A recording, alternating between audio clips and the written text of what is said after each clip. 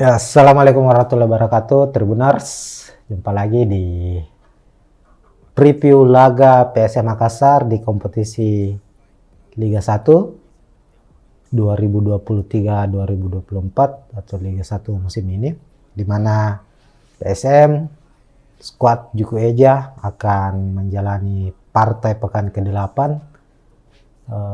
bertandang ke markas Bali United di Stadion Iwayan Dipta pada Jumat 11 Agustus 2023, dan pertandingan akan berlangsung atau kick off pukul 16 waktu Indonesia Tengah atau jam 4 sore. Nah, menghadapi Bali United, PSM tentu punya catatan minor, utamanya saat bermain di Stadion Iwayan Dipta, markas dari Serdadu Tridatu Bali United. Dan yang terbaru tahun ini, PSM sudah bertemu dengan Bali United tapi bukan di Liga 1, melainkan di playoff AFC Cup. Playoff Liga Champion maksud kami. Dan PSM harus menelan kekalahan, bukan kalah skor tapi kalah di adu penalti. PSM mampu menahan imbang Bali di Wayan Dipta 1-1. Begitupun di Stadion B.J. Habibie, markas PSM juga bermain imbang di waktu normal, lalu dilanjutkan ke adu penalti dan pertandingan dimenangkan oleh Bali United. Hasil itu membuat Bali United mewakili Indonesia di kualifikasi Liga Champion Asia, sementara PSM bermain di kualifikasi AFC Cup.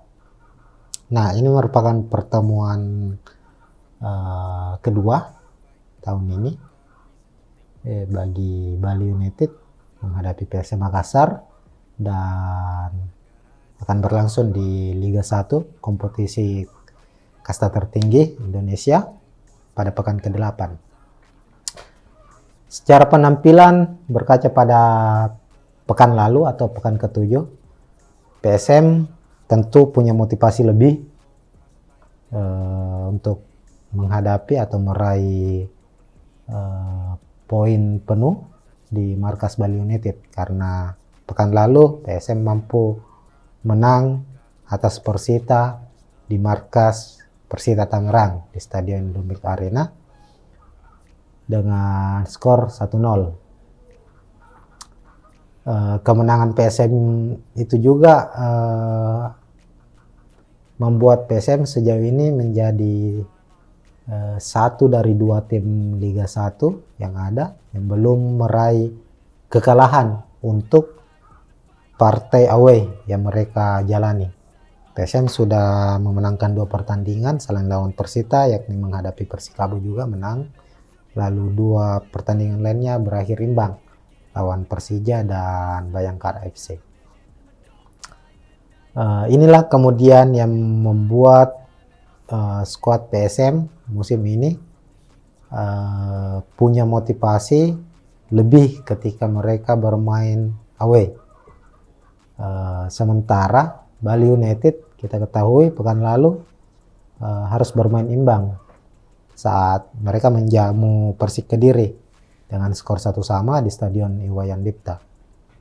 Tuntutan Bali United untuk memenangkan laga pun dari para supporternya cukup tinggi saat menghadapi PSM Makassar nantinya. Sebab jika kembali gagal, maka posisi Bali United di klasemen tentu akan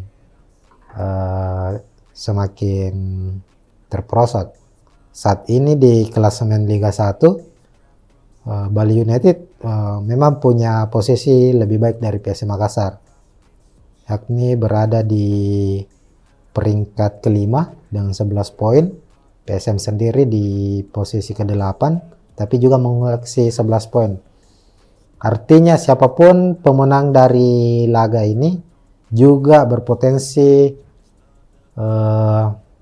naik ke puncak klasemen, karena di puncak klasemen sementara ada Madura United mengoleksi 13 poin, Tribuners, di pekan ke-8 nanti akan menghadapi Persija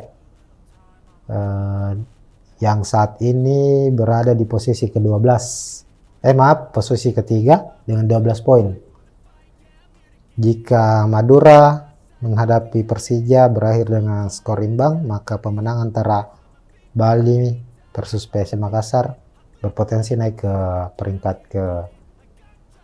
peringkat pertama klasemen Liga 1 pekan ke-8. Ya, terlepas dari itu, kita kembali ke head to head dari kedua tim.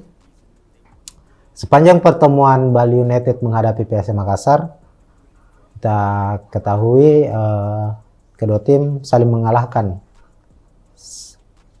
nyaris saling mengalahkan ketika menjalani laga kandang dan laga tandang untuk kompetisi Liga 1. PSM Makassar sendiri tercatat tidak pernah memenangkan pertandingan di markas Bali United sejak 2017.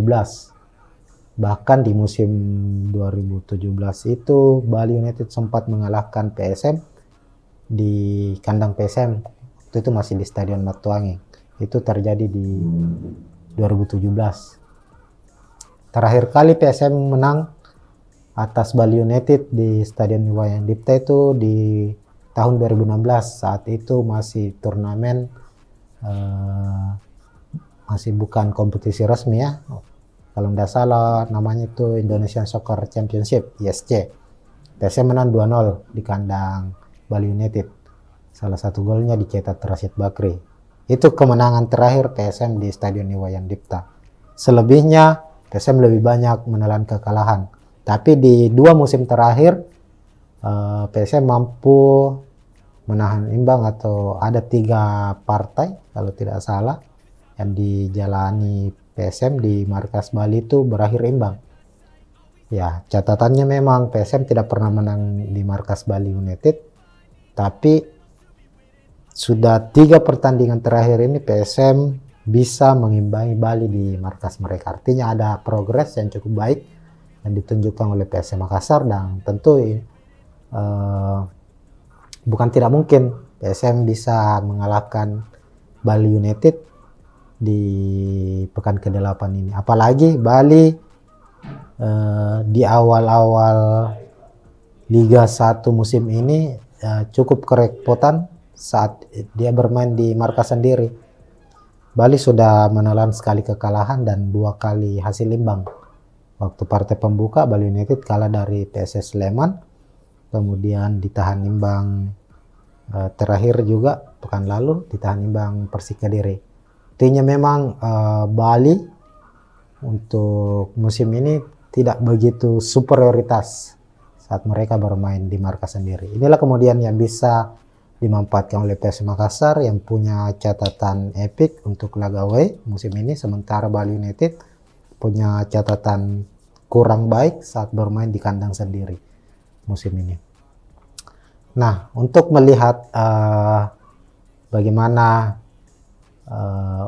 upaya prediksi dari pertandingan yang akan berlangsung nantinya menghadap pada laga Bali versus PSM Makassar, kita bisa lihat, kita memprediksi bahwa kedua tim akan memainkan para pemain terbaiknya.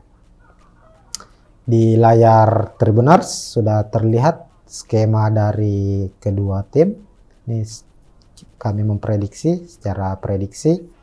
Bali United sebelah kiri, PSM Makassar sebelah kanan. Kita ke skuad Bali United dulu sebagai tim tuan rumah. Bali United di bawah asuhan Stefano Cugura, kita tahu selalu bermain bermain lebih pragmatis. Artinya Teko selalu pada posisi mengejar kemenangan.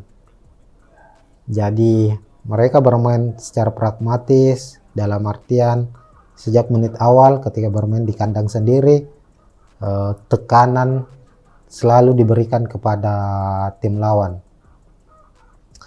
Dan skema andalan dari Teko di skuad Bali United yakni 2-1-3, mana mengandalkan 4 back, 2 gelandang bertahan, lalu menempatkan 1 gelandang serang, 2 penyerang sayap, dan 1 sebagai goal getter. Kita ke penjaga gawang dulu. Musim ini Bali United memakai jasa kiper atau penjaga gawang asing, yakni Adilson Maringa, ex kiper dari Arema FC yang membela Arema musim lalu dan saat ini berseragam Bali United. Di pramusim, Adilson Maringa sempat mendapat mendapat cibiran atau tidak begitu dipercaya oleh fans Bali United bisa membawa Bali pada penampilan terbaiknya, karena saat pramusim penampilan Adilson nyaris dianggap tidak lebih baik dari kiper lokal yang dimiliki Bali United, yakni Emrido. Tapi di musim memasuki kompetisi Liga 1, Adilson Maringa tampil cukup baik. Dia kalau tidak salah berada atau menjadi kiper di urutan kedua sebagai kiper dengan save terbanyak. 72 kali dia melakukan save dari 7 pertandingan yang sudah dilakoni Bali United, dan dia selalu bermain full. Dan sempat juga Adilson beberapa kali pula masuk sebagai best 11 Liga 1, dan kami prediksi Adilson masih menjadi pilihan utama Bali United untuk posisi penjaga gawang menghadapi PSM Makassar. Kemudian berlanjut di posisi lini belakang atau back, Elias Dola, back asing, back timnas Thailand ini kemungkinan akan dipasangkan dengan Kadek Arel, salah satu back muda milik Bali United, masih berusia di bawah 20 tahun tapi sudah memiliki jam terbang dan mendapat kepercayaan tampil sebagai pilihan utama di skuad Bali United. Kadek Arel sebenarnya mendapat panggilan dari timnas U23 untuk TC atau pemusatan latihan persiapan timnas menghadapi Piala AFF U23. Tapi di TC perdana yang berlangsung Kamis 10 Agustus, Kadek Arel mangkir alias tidak terlihat. Kemungkinan ia masih akan dimainkan saat menghadapi PSM Makassar. Kalaupun misalnya Kadek Arel tidak hadir atau harus meninggalkan Bali United untuk bergabung dengan timnas, Teko masih memiliki sejumlah opsi sebagai pengganti. Salah satunya misalnya Jajang Mulyana, kiper senior ex Bayangkara FC yang tampil juga cukup baik musim lalu. Jadi kedua pemain ini yang akan tandem sebagai back tengah atau stopper. Lalu back kiri Ricky Fajri, back kanan ada Nopri Setiawan. Kemudian untuk 2 gelandang bertahan, Sidik Sai Mima akan berpasangan dengan Muhammad Rashid, pemain asing asal Palestina ex Persib Bandung.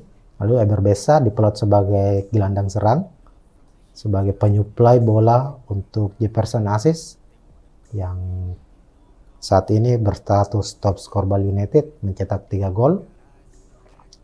Dan Jefferson juga akan diprediksi akan mendapat pelayanan khusus dari 2 penyerang sayap cepat Bali United, Pripat Barga dan M. Rahmat. M. Rahmat putra asal Sulawesi Selatan, Salta Kalar, yang juga pernah membela PS Makassar selama 11 musim lamanya, kini berseragam Bali United. Lalu kita beralih ke skuad PS Makassar. Reza Arya tampil gemilang saat menghadapi Persita pekan lalu, dan diprediksi PSM juga menghadapi Bali tetap mempercayakan Reza Arya sebagai kiper utama. Lalu secara skema PSM di bawah asuhan Tavares masih akan tetap dengan skema andalannya, yakni 3-5-2, mengandalkan 3 bek sejajar di belakang, Duran Fernandes, Saprodin Tahar, dan Yance Sayuri kami prediksi akan menjadi pilihan utama. Kemudian dua gelandang bertahan, M. Arpan, Akbar Tanjung juga belum tergantikan sejauh ini. Lalu Kenson Nambo gelandang serang. Untuk 2 gelandang sayap, Yakob Sayuri dan Zaki Ashraf diprediksi akan mengisi posisi gelandang serang di sisi kiri. Pekan lalu Zaki Ashraf bermain cukup baik, namun posisinya lebih ditarik lebih ke tengah, berposisi sebagai gelandang bertahan, tapi kami memprediksi ia akan dimainkan sejak menit awal dan berposisi sebagai gelandang sayap. Sama dengan Kadek Arel, Zaki Ashraf juga dipanggil untuk memperkuat timnas U23, tapi PSM Makassar secara resmi sudah berkirim surat kepada PSSI agar Zaki tidak mengikuti tes terlebih dahulu, namun karena ini permintaan dari pelatih PSM agar Zaki bisa dimainkan menghadapi Bali United. Sebab Tapares meyakini Zaki menjadi salah satu pemain andalan, pemain kunci yang harus tetap hadir karena tenaganya dibutuhkan untuk membawa PSM meraih hasil positif saat menghadapi Bali United nanti. Lalu di posisi penyerang, William Pluim dan Everton Nascimento diprediksi akan menjadi pilihan utama, meskipun pekan lalu Adilson Silva mendapat kesempatan bermain sebagai starter, tapi penampilannya di laga pekan lalu saat menghadapi Persita kurang memuaskan. Ia bermain sepanjang babak pertama, lalu di babak kedua digantikan oleh Everton Nascimento. Dan kedua pemain asing PSM ini, Pluim dan Everton, diprediksi akan menjadi pilihan utama saat menghadapi Bali United sebagai duo goal getter dari PSM Makassar. Nah, dilihat dari posisi skema kedua tim, tentunya Bali United akan lebih banyak menguasai jalannya pertandingan, dalam artian secara ball position, apalagi hingga pekan ke-7 Bali United salah satu tim dengan ball position tertinggi juga, dan bermain di markas sendiri, dia akan lebih banyak menguasai pertandingan atau menguasai ball position, mengandalkan para pemainnya yang punya kualitas dalam hal passing dan menjaga bola dari rebutan lawan, seperti misalnya Pripat Barga, lalu Egar Besa, kemudian ada Muhammad Rashid tentunya, dan Sidik Saimama.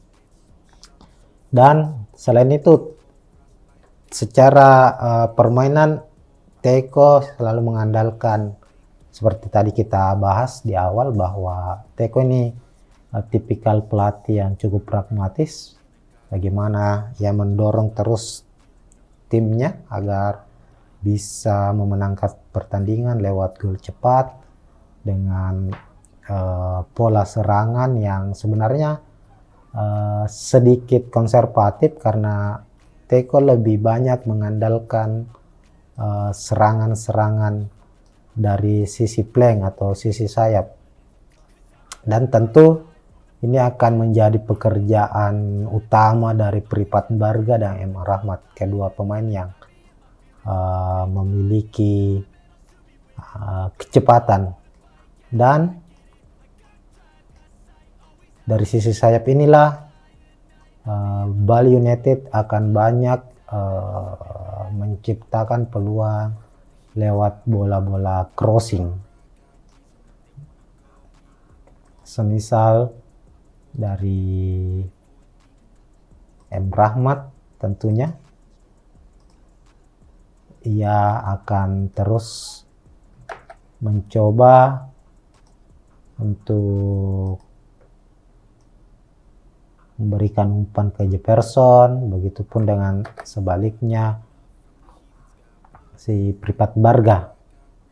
Kita ketahui Pripat Barga juga punya umpan-umpan crossing yang cukup baik, dan dia punya kecepatan, punya akselerasi, punya kualitas dalam dribbling, hingga Pripat Barga ini dalam beberapa pertandingan gaya bermainnya suka menerobos masuk hingga ke dalam kotak penalti lawan.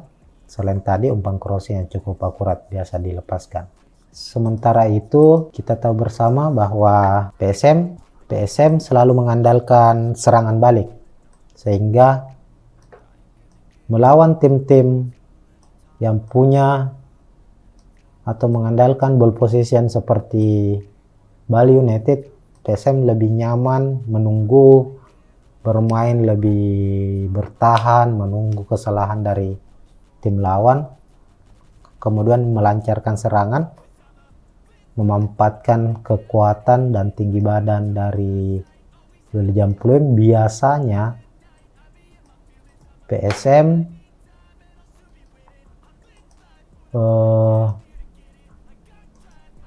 banyak bermain bola-bola direct pass atau long ball. Bahkan bola ketika direbut oleh pemain belakang PSM, baik itu Saprudin, Yuran Fernandes maupun Yanca, mereka selalu memberikan umpan langsung ke depan, ke William Pluim atau ke Everton Nascimento. Yuran Fernandes juga begitu, Yanca Sayur juga kadang melakukan hal serupa.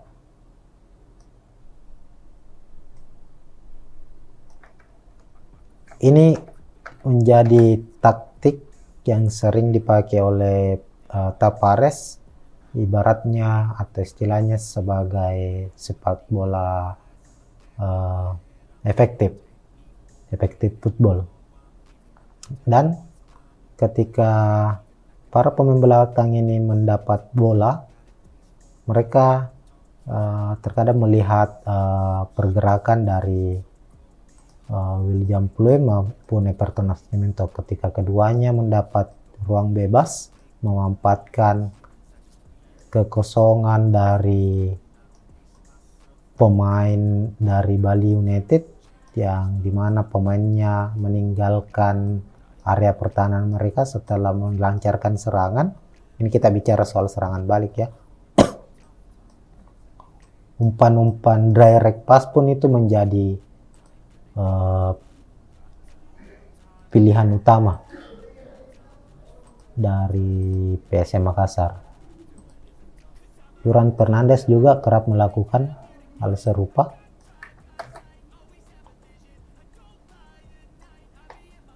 Everton. Mereka juga kadang tak hanya kedua striker PSM ini, tapi juga biasanya umpan-umpan dari belakang juga itu mengarah ke dua penyerang sayap langsung. Ini selalu dilakukan nyaris dalam beberapa pertandingan. PSM selalu mengandalkan itu. Meskipun kita ketahui bersama Tavares juga memiliki beberapa upaya dalam taktikalnya melancarkan umpan 1-2 ketika perebutan bola terjadi di lini tengah, di mana misalnya para gelandang PSM Makassar mampu merebut bola dari pemain lawan, dalam hal ini misalnya Bali United. Nantinya ada upaya-upaya yang dilakukan M. Arpan biasanya maupun Kenzo Nambu untuk memberikan umpan terobosan, umpan kunci ketika pemain atau kedua striker PSM berada di posisi yang siap untuk berlari menjemput bola. Biasanya sih Everton. Waktu lawan Persita Adilson Silva 3-4 kali kalau tidak salah mendapat umpan-umpan terobosan dari Emarpan. William Pluim juga ketika dia masih berada di tengah, dia juga melakukan hal serupa. Ini terlihat pada proses gol PSM saat menghadapi Persita pekan lalu, di mana William Pluim berada agak di tengah lapangan, kemudian Kenso yang saat itu bermain sebagai pemain pengganti berada di sisi kiri, dan William Pluim melihat saat itu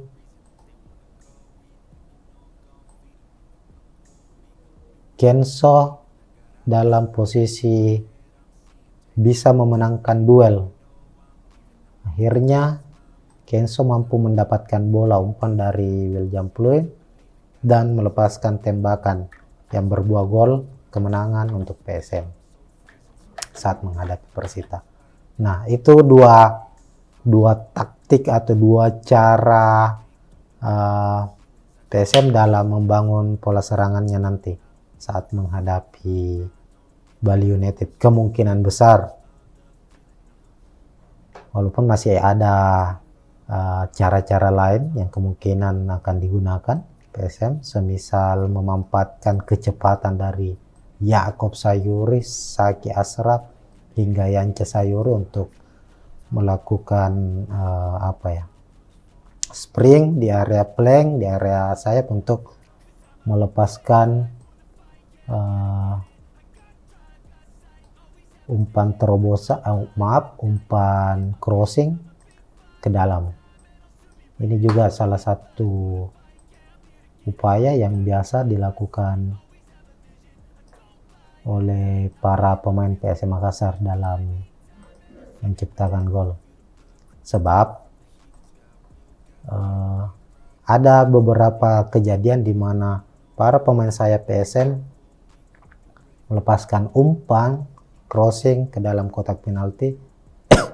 Mereka berharap ada bola rebound, artinya ada sapuan gagal yang dilakukan para pemain atau tim lawan, dan pemain PSM dari area line kedua atau sisi kedua seperti Kenso Nambu, M. Arpan, dan Akbar Tanjung bisa mendapat kesempatan untuk melepaskan tembakan keras dari luar kotak penalti. Dan saat menghadapi Persita, sebanyak 13 tendangan diciptakan oleh PSM Makassar, dan itu lebih banyak tercipta dari luar kotak penalti. Nah, mungkin begitu upaya-upaya yang akan dilakukan oleh PSM Makassar, dan ini masih hanya sebatas prediksi, meskipun masih banyak pihak yang menganggap permainan PSM Makassar saat ini belum memperlihatkan ciri bermain seperti musim lalu saat mereka meraih kemenangan, meraih gelar juara di Liga 1.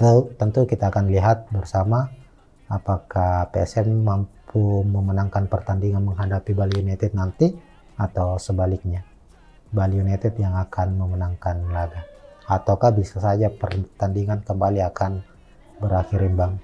Hanya saja kita pastikan bahwa laga Bali United versus PSM Makassar di pekan ke-8 Liga 1 akan berlangsung sengit. Kedua tim sama-sama memburu kemenangan demi misi menjadi pemuncak klasemen di pekan ke-8. Mungkin sekian dulu untuk review pertandingan kali ini. Kita akan jumpa tentunya di pertandingan menarik lainnya, dan tetap semangat. Assalamualaikum warahmatullahi wabarakatuh.